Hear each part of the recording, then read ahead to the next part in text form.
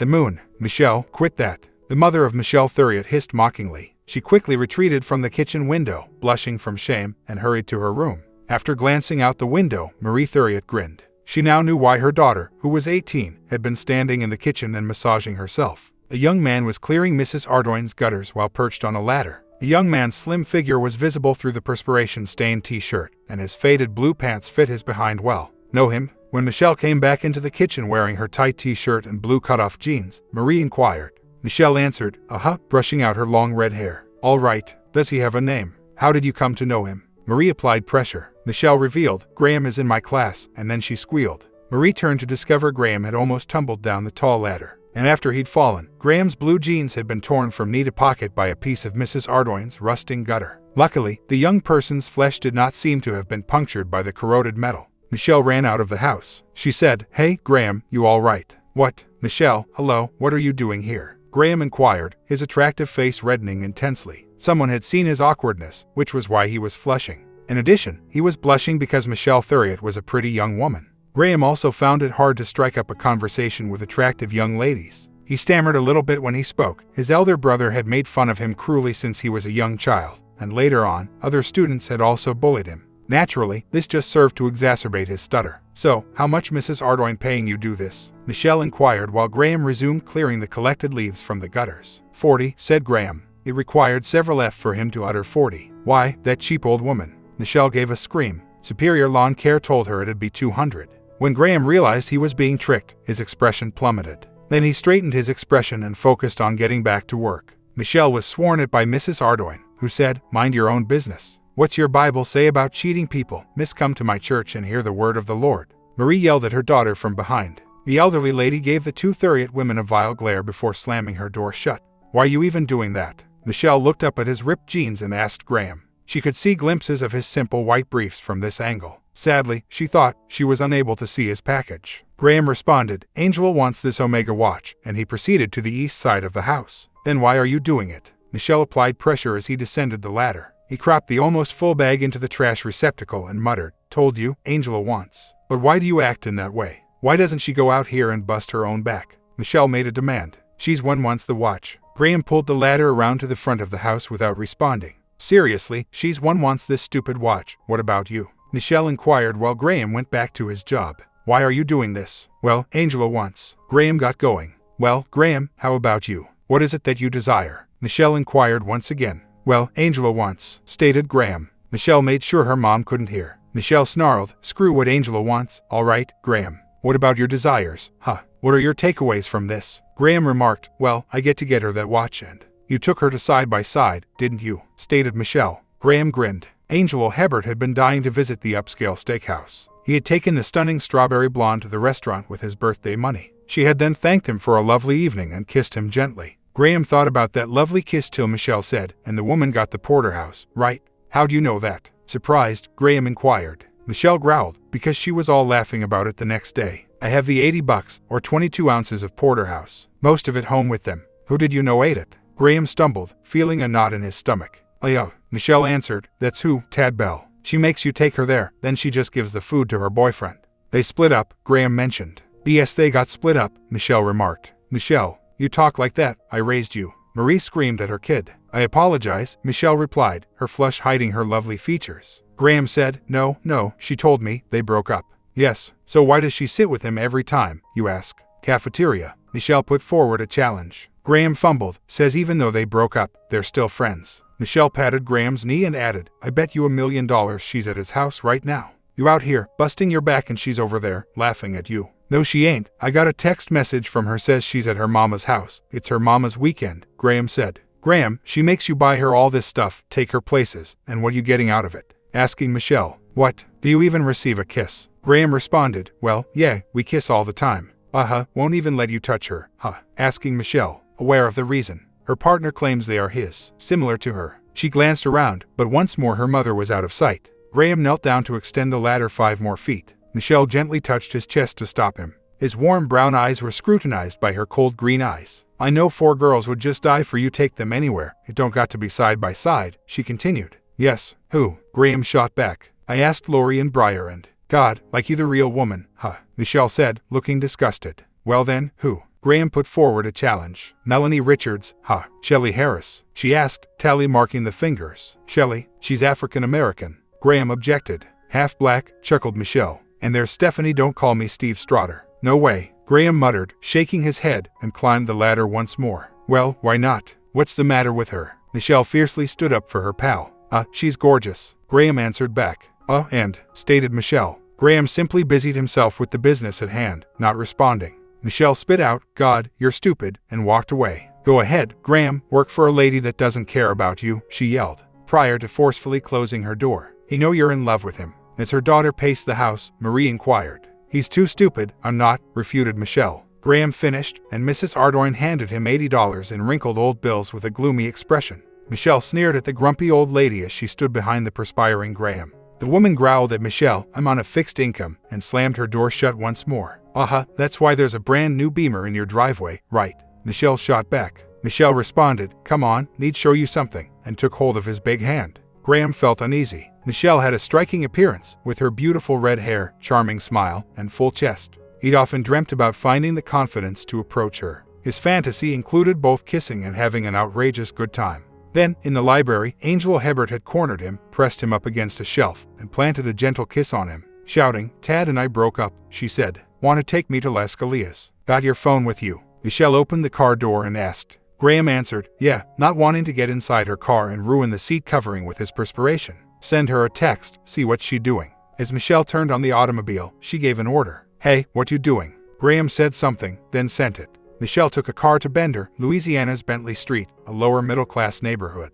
Then what's her car doing there? Angelo said, pointing out that she and her mother were shopping at the Courtyard Mall. Pointing to Angelo's white Toyota Camry, Michelle inquired. Then what's your car doing? Graham opened his mouth to reply. Michelle gave him a hard slap on the phone. Hey, exclaimed Graham. Stupid, don't, Michelle spit out. Use this to your advantage. Where are we anyway? Graham inquired. Michelle pulled up to the curb behind Angelo's vehicle and exclaimed, oh, duh, that's Thaddeus Bell's house. She scrambled out of the car and hid behind her car. She dropped to her knees beside Angelo's car so that Graham could see her. He was unable to notice Michelle's actions. Then she hurried back into the vehicle and took off. Michelle drew up to a little house at the intersection of Romero and Bentley and honked her horn. Shelley Harris skidded out a moment later and climbed into the back seat. What's up, girl? She inquired. Called Shelley. She's one told me Angelo's car's been there since 9 this morning, said Michelle. Graham gave a headshake. After spending a few minutes driving around, Michelle arrived at Clark's Drive-In Diner. Shelley said, ooh, get me a large strawberry malt, Michelle said in closing.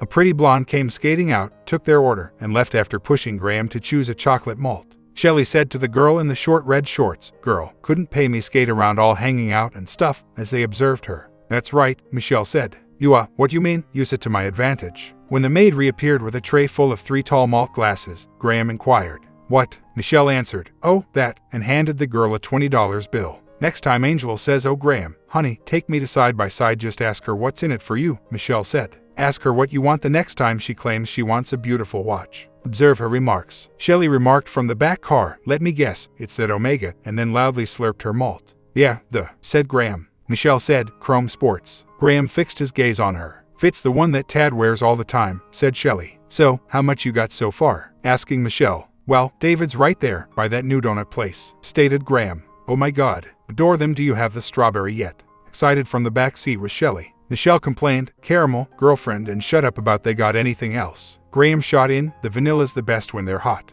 Are you stupid?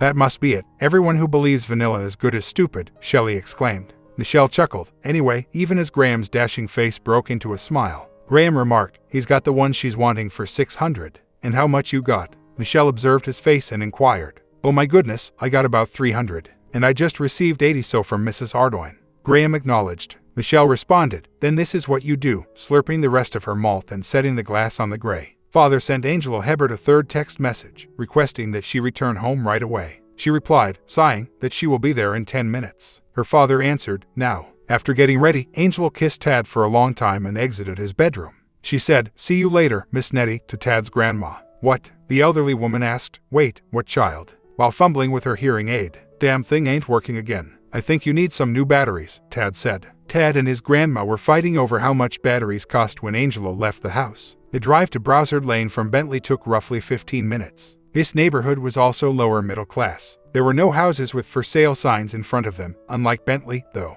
Cars were not present on the blocks. Her father complained, "About goddamn time," as she stormed into the house. "Where were you?" Angela lied, saying, "I left my phone in the car, at the courtyard." Steve mocked, "You left that phone anywhere. Need you watch Whitney? Pops just called and I got to make a run to Great Oak, Texas. Observe. Who flew the snot? Why is she unable to observe her?" Angela voiced her displeasure. Her father growled as he walked out of the home. "She's your sister. Would it kill you watch her for 10 minutes? "You're not my sister," snarled Angela. She heard her father's semi-roar away, the gears turning with a rattle, after it had been idle when she had drawn up.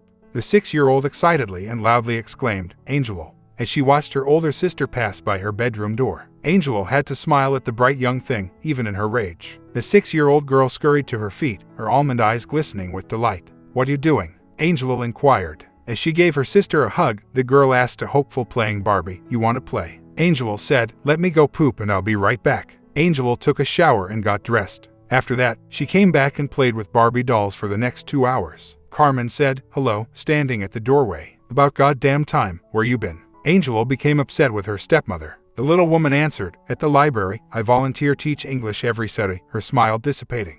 Angelo stood up and said, "Yeah, well, Dad had to make a run." Angelo had never really trucked, but Carmen covered her large belly with a protective palm. Whitney complained, "We're not done," as Angelo departed the space. The mother grinned at her kid and said, "Oh, but I think someone needs some animal crackers, don't you?" "Angelo, we have animal crackers coming. Do you want a few?" Whitney yelled. "No, I'm a vegetarian, remember." Calling back from her own bedroom was Angelo. "She's so silly," Carmen said with a smile as she and her daughter made their way to the kitchen down the hall. "Animal crackers aren't made from animals." Initially, Huang Lo talked about her native Vietnam as Whitney had the animal crackers and soy milk from Carmen.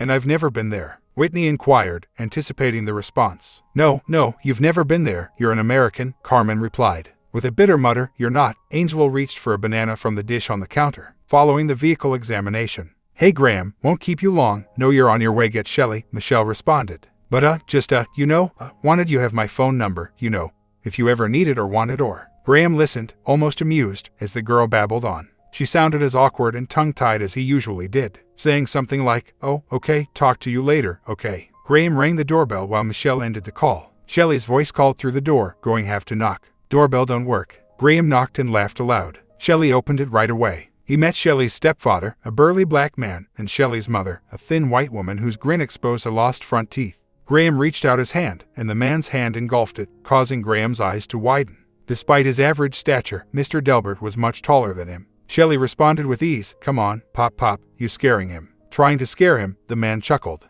Graham murmured, I'm scared," and Mr. Delbert grabbed the young man's shoulder in consolation. "Handle her properly." The man answered, "You have nothing to be afraid of at all. Treat her wrong." Muttering, "Leave it to me," Shelley's mother murmured. Graham immediately stopped stammering at mayonnaise as Shelley gently teased him and made sure to touch and congratulate him constantly. She questioned, "Bowling? You ain't going cry when I beat you, huh?" "Not too much," grinned Graham. As they crossed the parking lot to the bowling alley, she surprised him by taking his hand in hers and holding it.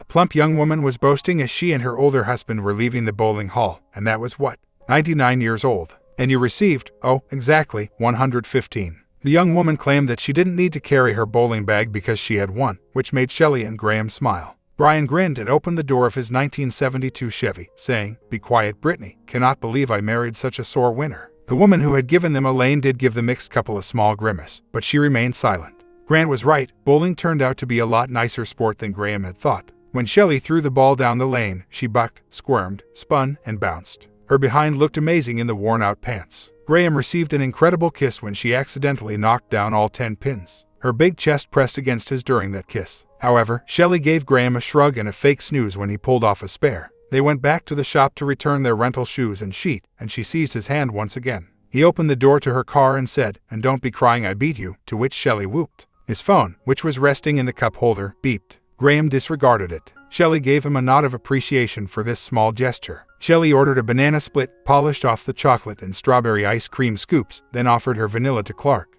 He was melted in his seat when he arrived at her house and saw her kissing him. She complimented Vanilla Boy, saying, "Damn, you kiss good, yeah." After the porch light flickered on and off again, Shelley hurriedly exited the vehicle. She answered with a smile, later, "White boy," and skipped to her door. Before Shelley could get her key out, Mr. Delbert opened the door and nodded without grinning.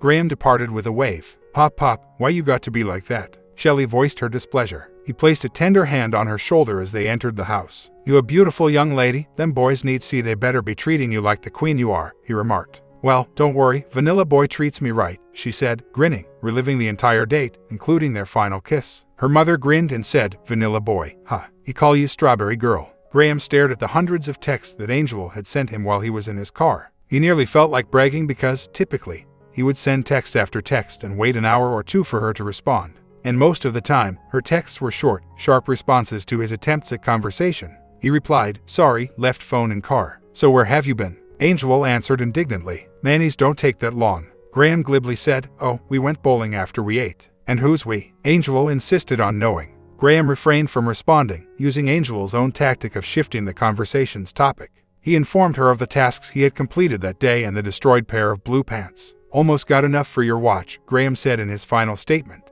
Even with her selfish and self-centered nature, Angel could see that Graham was no longer acting like a mindless drone, waiting for her to give the order. "Huh." When she questioned rudely what was going on, Graham replied, "Simply doing my job." Michelle, Shelley, Melanie, and Stephanie sneered at the irate Angel from their cafeteria seat. Michelle reassured Shelley, "I am still so mad at you," as she took a French fry off of Shelley's tray. "Why, you lose if you snooze," shrugged Shelley. Michelle whimpered, "But I wanted him first," and snatched Shelley's hand before she could take any nachos from Michelle. "Really?" With a look at Trent Forcade, Shelley said, "I'll tell you what. Trent takes me out, you get him. I'll give Vanilla Boy to you. And quit calling him that." Michelle chuckled. Graham did, indeed, obediently drive Angela home after class. Her car was being repainted. "What they write on it with?" Graham inquired. "I don't know, Graham. I forgot to ask them when they did it," a mocking Angela remarked, considering that it was merely a marks a lot. Her father had declared that he would not be covering Hival's $300 bill. Not only did her insurance not cover it, but she had also forgotten to obtain a police record. Additionally, she had a $1,000 deductible in either case. Had to buy some new jeans, you know how expensive jeans are. Angela was not paying attention to what Graham was telling her. Tad's own car had a rear passenger door that was a different color from the rest of the vehicle and a front right quarter panel that was tinted differently. Therefore, Thaddeus did not see why Angel needed to have the car repainted. Nor did he see any justification for him to foot the bill for his girlfriend's car's paint job. She could get Graham to cover the cost of painting. He wouldn't have the money to buy her that watch, though, after that. She moaned, "Take me to Clark's." "Yes," Graham said with a shrug. He wished that the girl, whomever she might be, wouldn't notice that he had visited her twice in the last Saturday. He did manage to convince the same female to bring them his hand-dipped cone and Shelley's banana split. However, the girl could not remember him or his unremarkable Kia, Observe, or automobile, Angel asked herself. In the end, Angel decided that because the watch was more expensive, it was more significant. In order to pay for the paint work, Angela made the decision to swipe her father's credit card. "Your dad's a long-distance trucker, right?" Graham inquired. "Yeah, about to go out on another run next." No, this Thursday," Angela replied. "They make a lot?" Graham inquired. "Not really much," Angela shook her head. "I mean, I've been thinking, I'd probably like that," Graham replied. Angela grinned as she gave him a look. Her father did have a respectable salary. He sobbed and bemoaned the amount of money Carmen and Whitney were costing him, not to mention the alimony he was had to give her mother. And he never stopped complaining about how much Angelo's clothes, shoes, car, gas, and insurance all cost. Still, he paid the bills. Graham would also be able to buy a home of her own if she decided to become a truck driver. Additionally, Tad may approach Graham when he was out for a run-in. "Yes, being a trucker would be amazing," Angel said with a big smile and a joyful grip of his palm. Graham did not even offer to pick her up for school the next day when he dropped her off. Luckily for Angela, she considered it before stepping out of his vehicle. For a kiss, Graham made a deal. Angela was on the verge of telling him that she was in charge and he had no business striking any sort of deal. She sighed, reached over the tiny console, planted a gentle kiss on him, and exited the vehicle. After her father left, Angela made the decision to spend Friday night at Tad's place. In addition to having terrible hearing loss, his grandma was also very nearly blind. She was confident Carmen would make an effort to oppose, and possibly even inform her father, but Angela would simply fabricate an excuse to stay at a friend's house. But how do we handle Graham? Mother's Weekend, she'd already pretextualized last weekend. When she had attempted to justify Whitney once, the Lummox had really proposed that she bring her sister along. She so made the decision to get into a lover's quarrel with Graham. When he picked her up to take her to school, she said, "Got that watch yet?" "Almost," he said. "By the way, these are them jeans I got. Like them?" Perfect, in her opinion. "So, you would have that watch, but you decided you'd get you some jeans, huh?" She gasped. I needed." Graham faltered. They pulled up to Northside High School, and she was still enraged and disappointed in him. Shelley exclaimed. Hey vanilla boy, watching as an almost smiley Graham slipped his books into his locker. I told you, quit calling him that. Michelle gave a hiss. Hey Shelley, acknowledges Graham. Hey Michelle, so, you taking Angel anywhere tonight? Shelley inquired. Graham shrugged. Don't think so, she's kind of mad at me. Well, Trent's taking me to Manny's and After Shelley stated that, Graham became unhappy. With a somber nod, he got ready to shove past the two girls. So, why you don't pick Michelle up and we'll double date, huh? Shelley made a prompt suggestion.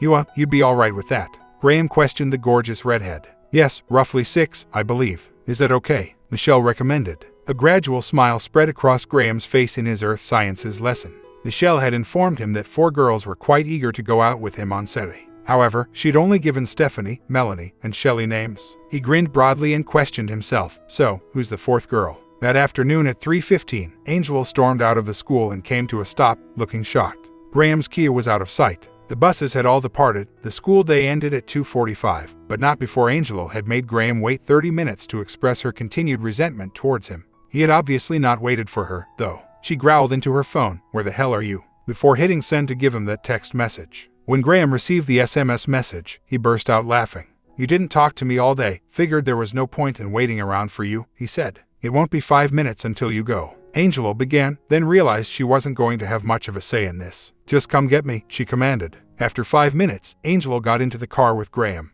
Angelo didn't aware that Graham hadn't asked her out on a date or begged for a date that evening until she was in her room pleading with Tad to come get her because she didn't feel like walking to his place. When Tad informed her he would need $5 for petrol, Angelo agreed to pay for it as long as he would simply come fetch her. When Tad finally arrived to retrieve her, an extremely grumpy Angelo gave him $5. He spat at her, saying, Hey, ain't got be like that, huh? Trent Forcade was very uneasy in the presence of Shelley's father and stepfather. The sight of a Caucasian woman holding a black man truly made him gag. If someone had brought up the fact that he was going on a date with a woman who was half black, he would have shrugged it off and stated he was only going to be laid, not married. Additionally, he felt nervous when he saw Graham and Michelle seeing him out on a date with a girl who was part black. However, Graham, Michelle, Shelley, and the other 4 adolescents ate at Manny's, with Graham's unbearable stammer doing most of the talking. Shelley tried to hold Trent's hand for the short walk across the parking lot to the bowling alley, but he kept his hands firmly in his pockets. But Michelle caught hold of Graham's arm and grinned as he wrapped it around her narrow waist. Shelley and I had enjoyed going bowling. But going bowling with Shelley and Michelle was a wild, boisterous affair. In the first and second games, Trent defeated them all, although he didn't appear to be having much fun. All right, we're heading to Clark's with Vanilla Boy's car, Shelley said. I told you quit calling him that, stated Michelle. Oh, okay, we taking Graham Cracker's car too. Shelley gave Michelle a sly smile. That's it, we're no longer friends, Michelle said. What makes us taking? Trent complained. Remind Trent that it's a double date, said Shelley. She curled close to him. She said, and it gives us the back seat. Trent informed her, my car has a back seat too. Oh, you're right, Trent. Are we going to enter Clark's vehicle and take the back seat? Shelley inquired. Trent felt he'd best get Shelley's lips wrapped around him, since this date was getting very pricey. The 4 of them agreed on Sundays, and once more, Shelley, Michelle, and Graham spoke a lot. Graham finally left Shelley and Trent outside Manny's so Trent could go get his car. He is an idiot, Michelle remarked. No joke, Graham concurred. Thank God you're not, Michelle exclaimed. Trent had arrived at the basin as Graham was still driving up.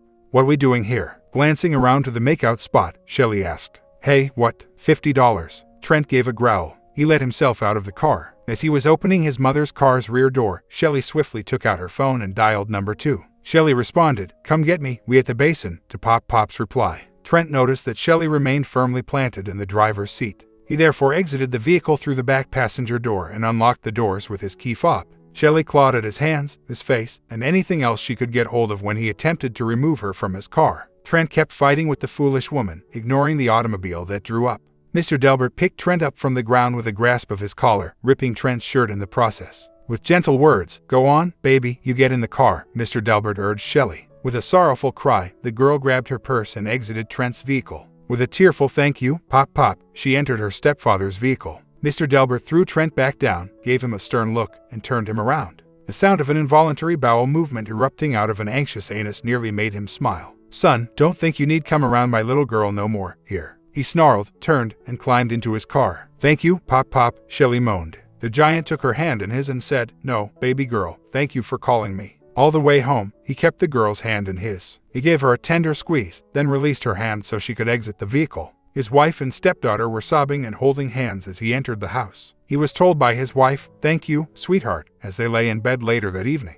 "For what reason?" he inquired. "For going out and getting my baby girl," she murmured. The man drew her to him and remarked, "Ain't your baby girl? First time that 3-year-old girl crawled up in my lap and called me Pop Pop, she been my baby girl." Michelle was lying in her own bed, mentally kicking herself, while Shelley's mother and stepfather were making love. She had then said it. She had given him a kiss. She truly exclaimed, "I love you," on their first date. "You idiot," she called herself out. "You big dummy." Shelley seemed to be acting foolishly when she said "I love you" to Graham Angel. Most likely not. Shelley had gone on a good number of first dates, as well as some second and third dates. However, this was Michelle's second initial date. Connor Bro had been her first date, and it had not gone well. Not even a kiss was given to Connor. "I love you, what the hell were you thinking, Michelle?" She chastised herself once more. Graham was admiring his mother's new watch that her boyfriend of the moment had given her. She was confident that this guy would be the one to propose to her and turn her into a trustworthy woman. With the last guy and the one before that, she had been certain of that. "Man, that is, OMG, is that an Omega?" Graham questioned, once more glancing at the watch. "Yeah, that's a good brand, right?" Merline inquired. "Mom, please tell me you kept the box right." Graham's mother had to remind him to calm down and repeat himself a second and third time since he stammered so much. Merline nodded. "Well, yeah, think it's on my dresser." Graham hurriedly grabbed his book bag and left the room. His cell phone was the final item he took. Angelo had texted him, pleading for a lift to school. Graham exclaimed, "I love you, Mom," gave her a quick kiss, and quickly left the house. She grinned. "Well, love you too, boy. Love me?" As he threw his bowl into the dishwasher, Grant questioned. "Put that in there right, you act like it's the first time you've ever seen a dishwasher," she said. Because the weekend had not been as romantic as she'd imagined, Angelo was in a nasty mood. Tad had assumed that after sharing a bed, she would have left. Even though his grandma is partially blind and partially deaf, she was aware of what was happening and vehemently objected to her grandson sleeping at her house. To avoid disturbing Tad's grandma, they went to Taco Bell, where Angelo had to pay, and waited until 10 o'clock. "You ready?" Once he'd arrived, Tad asked. "All set." "For what purpose?" Not entirely satisfied with the bonding, Angelo inquired. Tad said, me to bring you on home." And said a night, Graham had taken her out to dinner, not to Radcliffe's, but to Sweet Peas. Still, the stuffed bell peppers tasted wonderful, much superior to Taco Bell. Graham then expressed a desire to go bowling. "I look like I bowl." He'd been screamed at by Angelo. Graham, though, did not appear to be bothered by her ranting. With a shrug, he took her home in his car. "That's it?" asked Angelo. Graham had shrugged. "Yeah, Angelo, that's it. You didn't want to go bowling." Instead of her little drone pleading for the pleasure or the right to give her a lift to school on Monday, Angelo had to be the one to ask for one.